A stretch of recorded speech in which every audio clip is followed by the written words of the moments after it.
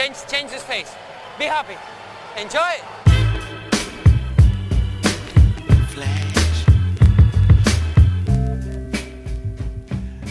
Está começando mais um episódio da pré-temporada do podcast Dentro do Garrafão. Pré-temporada porque antes da temporada regular da NBA e antes da temporada regular do podcast Dentro do Garrafão, nós estamos analisando cada um dos 30 times da liga. Como é que foi a temporada do ano passado, como é que vai ser a temporada a partir do dia 28. Meu nome é Matheus Manes e junto comigo está Lucas Patti. Fala, Matheus, tranquilo? Hoje a gente continua a divisão do Pacífico, passando agora para o Phoenix Suns. Patti, quais são os times do Pacífico? O Pacífico a gente já falou do Golden State Warriors, Los Angeles Clippers, o Lakers, que foi o último episódio, agora o Suns, como você disse, e amanhã temos Sacramento Kings. Phoenix que começou em 68, já chegou a 2 finais de NBA e até agora não ganhou nenhum título. Os ídolos dessa franquia são Kevin Johnson, Charles Barkley, Tom Chambers, Alvan Adams e acho que ano que vem o Steve Nash vai entrar nessa lista aí, né? Porque, como a gente falou no episódio de ontem, ele não deve ficar mais muito tempo na liga. 40, né? 40 anos já deu, né? Já. Bem, esse time aí ficou em nono na conferência, quase lá, né, no playoff, com 48 vitórias e 34 derrotas, ou seja, 58% de aproveitamento. Só no Oeste, realmente, um time com 48 vitórias fica fora das playoffs, né? Impressionante. Você falou, 58% de aproveitamento, e isso não é o suficiente pro Suns ir pras playoffs. Enquanto no Leste, né, tipo, o Brooklyn, o Washington, o Charlotte e o Atlanta, todos foram pras playoffs vencendo menos jogos do que o Suns venceu. Esse time surpreendeu muito. Eu mesmo, acho que você também, não achava que ia tão longe assim. Eu achava que... Poderia ser um dos últimos. Eu achava que seria um dos 3 piores da NBA, como muita gente achava também. Mas o Phoenix tinha, né, outros planos nessa temporada. Com um novo técnico, Jeff Hornacek, e com um time liderado por 2 armadores, que não é algo muito comum, mas acontece. Em vez de ter um armador e um ala, tinha o Bledson e o Dragic, que são 2 armadores de ofício. E o time, assim, lutou até a última rodada pra estar no playoff. Ficou fora por uma derrotinha só, quase lá. O Hornacek foi o segundo colocado na disputa de melhor técnico do ano, atrás do Popovich. E o Dragic venceu o prêmio de jogador que mais melhorou de um ano pro outro, aquele Most Improved Player. Além dele ter sido nomeado também pro All-NBA Third Team, que é, vamos dizer, o terceiro time dos melhores da liga, e também recebeu alguns votos para MVP da temporada, ficando em 16º no total da votação. É o líder. Ele é o líder dessa equipe, né? E ele tem uma química muito boa com os companheiros dele. Os companheiros gostam muito dele. Ele, na última temporada, ele não foi tão assim. Você vê da temporada 12-13 pra 13-14, acho que ele foi da água pro vinho, se eu não me engano. Ele saiu de 14 pontos pra 20 pontos de média. Foi uma melhora muito significativa. O Suns teve a 8ª melhor eficiência ofensiva na liga e 13ª na defesa. Uma das áreas, né, que pode melhorar e levar o time, assim, a conquistar essa vitória que faltou, ou 2, pra chegar lá nos playoffs mesmo. Você vê que eles têm um ataque bom, mas uma defesa mediana. Pode dar uma melhorada, né? E o time tinha um jogo muito acelerado, até por causa disso, talvez tivesse uma eficiência muito grande ofensivamente. E com 2 armadores em quadra, tinha um estilo que era pesadelo pra muita defesa, né? Muita movimentação de bola, apesar do time não ter um número tão grande de assistências. Inclusive, sendo a equipe que mais fez ponto na transição, principalmente no fast break, né? Inclusive, a melhor defesa do campeonato, o Indiana Pacers, não foi páreo pro Suns nos 2 jogos que eles jogaram, nos 2 encontros que eles tiveram na temporada. Em um dos jogos, inclusive, perdendo por 124 pontos. Que isso.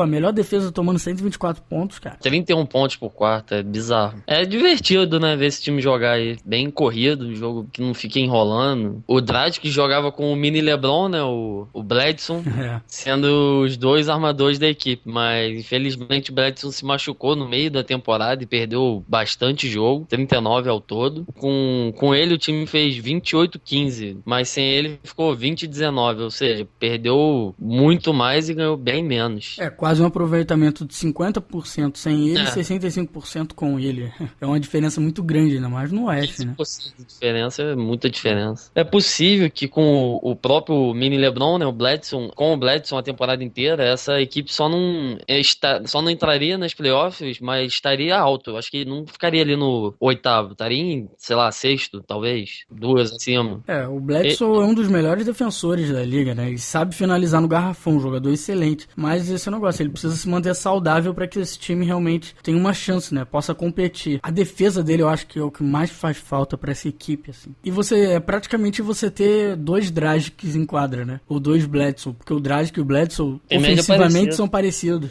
O Bledsoe fez 17 pontos, 5,5 assistências e 4 rebotes, enquanto o Dragic fez 20 pontos, 3 rebotes e 5,9 assistências. A diferença é mínima. E você vê em eficiência, né, em pé, o Dragic com 21,4 e o Bledsoe com 19,6. Ou seja, em tudo eles são bem próximos assim um do outro. Também temos os 2 Morris, os irmãos, Markieff e o Marcus. Um joga como ala e o outro como ala pivô. Markieff é o melhor dos dois e deve ser titular nesse próximo ano, matando as bolinhas de 3 de vez em quando, e ele é bom também no post. Enquanto o Marcus é mais um jogador de perímetro, mas que pode marcar jogadores de outras posições. E nesse time a gente também tem um outro irmão da liga, que é o Plumlee, né? O Miles Plumlee, que é irmão do Plumlee do Brooklyn. Mas talvez ele seja o pior entre os dois. Ele foi inconsistente durante o ano. Começou bem até, mas perdeu um pouco do ritmo, assim. Acho que ele pode ser um ótimo defensor pro garrafão e o time depende dele, assim, pra realmente ter uma defesa consistente. Só que ele precisa dar uma melhorada, principalmente na produção dele, né? Ele tem que ser mais... produzir com mais regularidade. E também é um time que tem muita bola de 3, né? Ótimos matadores de 3, inclusive com o Dragic arremessando 40%, o Bledsoe quase 36%, o Gerald Green 40%, Channing Frye 37%, o Marcus Morris 38% e o PJ Tucker também 38%. No geral, 37% todos. O time realmente tem um aproveitamento muito alto de 3. Evans defending Dragic, and Dragic will take the 3 and bank it in! A career high, 40 points for Goran Dragic. Mateus, que mudou alguém nesse time aí? Saiu o Channing Frye, a saída-chave, né? O jogador mais importante que saiu foi pro Orlando. O Smith foi pro Houston. Leandrinho, nosso querido Leandrinho Barbosa, foi pro Golden State Warriors. John Christmas foi pro Pelicans. E a Emeka Okafor foi liberado. Eu não tenho a mínima ideia pra onde o Okafor foi. Quem entrou? Eu acho que ele ainda não assinou com ninguém, na verdade. Que ele tá sem clube ainda. Quem entrou foi o Isaiah Thomas, vindo do Sacramento. Anthony Tolliver, do Bobcats. O Earl Barron veio do Knicks. Zoran Dragic veio do Málaga, irmão do Goran Dragic. Goran e Zoran. TJ Warren, Tyler Ennis e Bogdan Bogdanovic, a 14ª, 18ª e 27ª escolhas do draft. Eu queria falar uma coisa que rapidinho, antes da gente começar a analisar cada uma das saídas, que a gente se confundiu, inclusive, no episódio número 2, quando a gente falou do Brooklyn Nets, porque teve um outro Bogdanovic que também foi chamado para NBA pelo draft, o Bojan Bogdanovic. Esse é o Bogdan Bogdanovic. E a gente se confundiu falando do outro Bogdanovic como se fosse esse. No própria pesquisa que a gente fez estava escrito não confundir com o Bojan Bogdanovic. Mas a gente confundiu. Então fica esse alerta aí. Mas o Bogdan Bogdanovic ele não vai vir ainda para a NBA. Já o Bojan Bogdanovic já está jogando pelo Brooklyn nessa pré-temporada. Bem, dessas saídas aí, como você citou, o Channing Frye foi a mais sentida. Ele espaça a defesa adversária e podia jogar em 2 posições, a 4 e a 5. Ele está em quadra, significa que acaba ocasionando mais arremessos livres, sozinho, né, claro. Porque ele puxa, ele puxa um defensor grande pro perímetro, né? Um pivô ou um ala pivô, ele tira do garrafão e bota ele pra ter que marcar um jogador bom de 3 no perímetro. Aí, por ser um cara mais... tirar esse cara pesado, fica mais fácil. No seu lugar vai entrar o Markieff, um dos Morris, o melhor dos irmãos Morris, que assinaram um novo contrato com o time. O próprio Markieff é um jogador versátil, até mais que o Frye, mas não mata a bolinha como o Frye matava, né?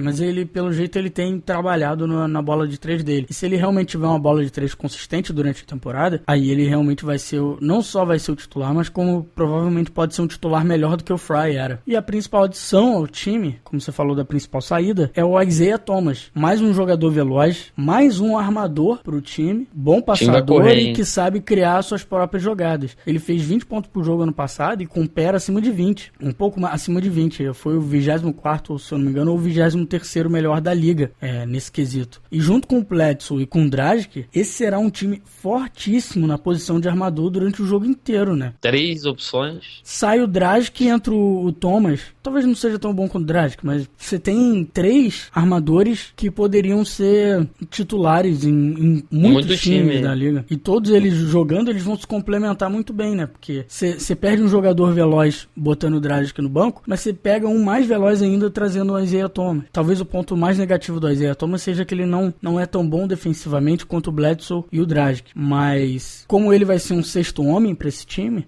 provavelmente não vai fazer uma falta tão grande, né? Se você precisa de alguém que esteja em quadra marcando, deixa o Bledsoe ou o Dragic. Outra coisa que a gente pode destacar que foi muito importante o Suns assinar novos contratos com o próprio Bledsoe, os 2 Morris e o PJ Tucker.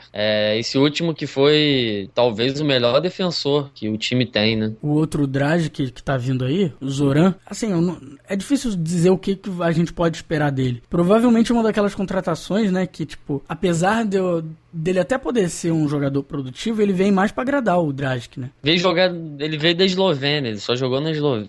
Quer dizer, ele jogou na Espanha, mas ele, maior tempo da carreira dele, ficou na Eslovênia. Então não dá pra dizer se ele realmente vai ser produtivo aqui, mas obviamente eu acredito que o Suns contratou ele muito pra agradar o Dragic, mas também eu acho que eles não contratariam o outro irmão caso ele não fosse um pouquinho bom, né? Ou se eles não achassem que ele pudesse adicionar alguma coisa ao time. Os caras também não são malucos, né? O contrato do Dragic acaba ano que vem. Acho que isso também é uma forma de tentar segurar ele pra ele não ir embora, né? Tipo, a gente traz teu irmão, mas tu renova, né? É o time dos irmãos, né? A gente tava até falando antes, né? Podia trazer o irmão do Plumlee, que joga no... se eles trouxessem outro Plumlee, no Brooklyn. Do Brooklyn. Imagina, 2 Dragic, 2 Morris, 2 Plumlee. Ia ser bizarro. Aí só precisava depois dos 2 Gasol. Mesmo. O Tig também podia pegar os 2 Tigs. E o Anthony Tolliver, que você fala dele? Ele vem pra ocupar o lugar do Channing Frye se o Markieff não conseguir fazê-lo sozinho, né? Ele arremessa 41% de 3 pontos, então ele faria aquilo que o Channing Frye fazia também em quadra. Ele pode ser um jogador importante pra essa equipe. Mas eu acredito muito que o Markieff realmente vai ter um ano bem melhor do que o ano passado. Eu acho que vai voltar, tá na briga lá pra conseguir na votação de o jogador que mais melhorou de um ano pro outro, né? Most Improved Player. E o Anthony Tolliver não vai precisar ser titular desse time. Mas caso eu esteja errado, ele vai ser um bom titular para ocupar essa falta que o Channing Frye faz ao time. E ele até tem um saldo positivo defensivamente quando ele jogava no Bobcats. No mínimo, a profundidade de banco, né? Mais uma opção. Dragic had his choice on either screen. Made O'Neal, made him give it up. Dragic gets it back, 3 on the way. Wow. What a play, Goran Dragic. E previsões para essa temporada? Entre os 3 armadores, Thomas vai ser o sexto, né? O sexto homem, vindo do banco. E pode ser até ganhar o prêmio de sexto homem da temporada. Prêmio que o Suns já deu assim, entre aspas, pro Leandrinho, que já foi sexto homem nesse time. Outra coisa que pode ser interessante é que o Hornacek já testou na pré-temporada, em alguns jogos que a gente viu, utilizou dois grandes, né? 2 altos, Plumlee e o Markieff junto com os 3 armadores, tá? Ele quer botar os 3, né, claro. Imagina, 3 armadores, time... Larga 2 caras grandão lá só pra... Vai ser doideira isso, pra defender. E assim, eu quero muito que esse time vá pras playoffs. Quero mesmo, é um dos meus times preferidos, assim. Também. E com alguns dos jogadores que mais gosto de ver. Eu adoro ver o Bledsoe, adoro ver o Dragic. Eu adorei ver o Isaiah Thomas ano passado, jogando pra caceta com o Sacramento. E os Markieffs, eu gosto de ver eles jogando juntos em quadra. O próprio Gerald Green, o cara mega atlético, realmente o cara voa. Eu queria muito ver eles indo pras playoffs. Mas, cara... eu acho que não vão sair da 9ª posição de novo. Mais um ano lá atrás. É complicado, porque o Oeste é muito forte. Tem 9, 10 times, né? Tá 8 vagas. Tem 9 ou 10 times que poderiam estar nas playoffs tranquilamente, assim. Se tivesse, se dividisse, né? Ou não, se juntasse a Conferência Leste com o Oeste e só pegasse os 16 melhores times para as playoffs, o Suns com ficou na certeza frente estaria. de um monte de time aí que você falou. Foi. Mas assim, também é complicado apostar contra uma equipe que já surpreendeu tanto, né? Se eles surpreenderam tanto ano passado e melhoraram esse ano... Pode acontecer de melhorar mais ainda. E tanto o Houston, que a gente vai falar mais pra frente, e o Portland, que a gente já falou, são 2 times que, pra mim, não melhoraram. Podem cair por causa disso. E talvez é a oportunidade que o Suns tem de roubar essa vaga. Mas eu acho que eles talvez precisam de mais uma peça. Tem alguma opção? Não, né? Não sei, cara. Mas eles podem trocar o Gerald Green, assim. Eu adoro o Gerald Green, mas esse time realmente precisa dele. Agora que você trouxe mais um armador pro time, o Gerald Green, ele só foi titular ano passado quando o Bledson se machucou. Talvez se o Bledson não tivesse machucado, ele tinha jogado muito menos, né? Será que precisa realmente do Gerald Green? Ou será que não dá pra trocar ele, mais um jogador, por talvez um pivô que realmente vai fazer uma diferença, sabe? Porque os pivôs ali não são aquela coisa também. Não são dominadores, vamos botar, né? O Green tem só mais um ano de contrato, que é esse ano. Então, por isso, é a hora perfeita pra trocar ele. No meio da temporada, talvez. Troca ele no meio da temporada, dependendo de como tiver o time, você vê, a gente tá precisando de um pivô. Não, ou então não precisa. Mas o Plumlee tá jogando pra caceta. Então vamos ver se a gente consegue um outro ala, sei lá. Scorcher. Here's Marquise from Marcus, back to Marcus, fires from downtown. Morris to Morris. Why not? They're 9 for 14. Mas e motivo pra ver o jogo desse time?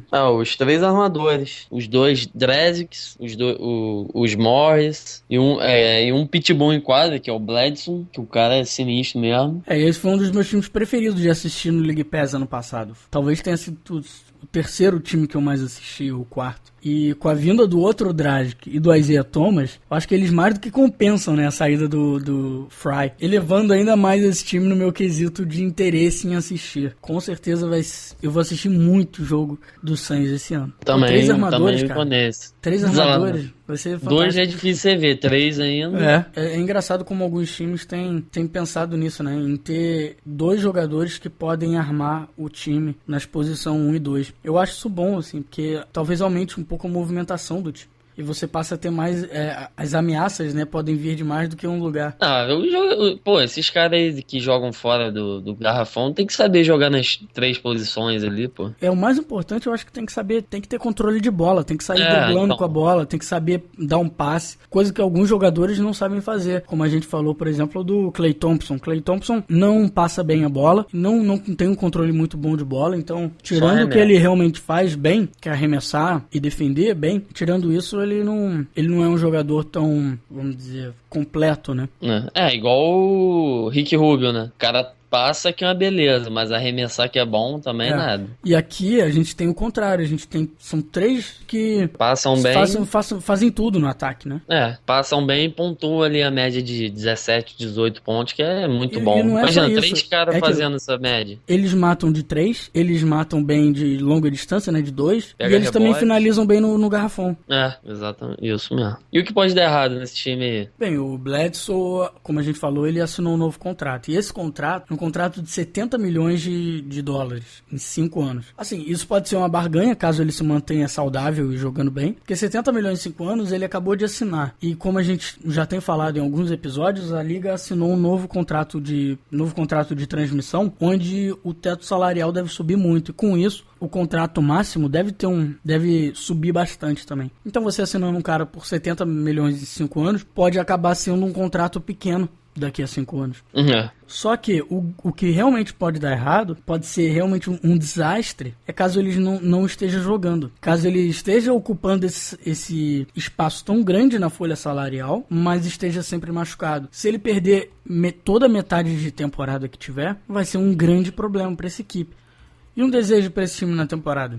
O playoff, né? Tá lá. É tudo que a gente quer. Talvez ver o Markieff como titular e melhor ainda do que o último ano. E lineups com os 3 armadores é doideira de ver. Quero ver esse troço aí, como é que vai ser esse negócio aí funcionando. Eu vou botar na postagem do episódio lá no site, dentro do garrafão.com.br, o videozinho deles, dos 3 jogando junto. Isso me deixou muito animado, cara. Esse time vai ser muito, muito bom de assistir, cara. Um pouquinho de mim tá torcendo, assim, bastante pro Suns. E com isso a gente vai terminando o episódio de hoje. Quem quiser pode se inscrever, seguir, curtir e compartilhar ou dar também um favorito, ajudando na divulgação e no feedback, no Facebook, no YouTube. E se quiser mais informações ou até baixar os áudios dos programas, entre no nosso site, o dentro-garrafão.com.br. E lá no site você também pode entrar na discussão junto com a gente, deixando seu comentário, a gente te responde, bate um papo. E além disso também tem todos os episódios por lá, todos os 24 episódios até agora estão por lá. E, lá tem tudo, tem informação extra, tem vídeo, tem o que for. Tem até análise tática, né? A gente já fez em um jogo ou outro aí, em um episódio ou outro. Isso. E amanhã a gente continua falando sobre o Sacramento Kings. Até.